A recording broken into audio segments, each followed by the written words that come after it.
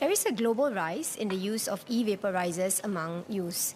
Marketing, including through social media and influencers, is largely targeted at youths, which contributed to its widespread usage amongst this age group.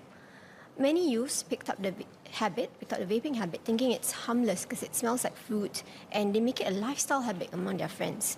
However, we all know that vaping is harmful. The fact that it's taking root amongst youth makes it even more harmful. Many countries allowed vaping only to try to restrict its consumption now. Fortunately, Singapore saw its potential harm and banned it from the start. The Tobacco Control of Advertisements and Sale Act, Tobacco Act, also prohibits advertisement of e-vaporizers.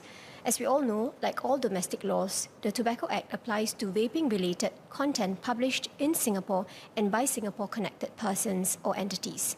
However, the internet and social media is a global ecosystem, and having domestic laws that ban harmful content or advertisements does not mean that these materials would not come from a foreign source or a foreign influencer. That is the nature of online enforcement today. But we are not without agency, and we have put in place several measures. For example, firstly, social media and e-commerce platforms are aware that under the Tobacco Act, they are expected to exercise due diligence and proactively remove vaping-related content that target Singapore residents. Enforcement actions may be taken against platforms that are found with inadequate processes to detect and remove vaping-related contents.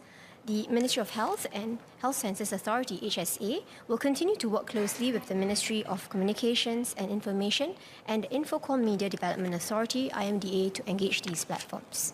Secondly, under the Code of Practice for Online Safety, the IMDA designated social media services with significant reach or impact to minimize users' exposure to harmful content.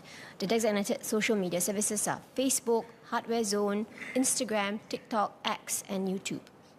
Thirdly, HSA has been monitoring illicit sales of e-vaporizers via social media, e-commerce, and messaging platforms, and carrying out operations to remove e-vaporizer content.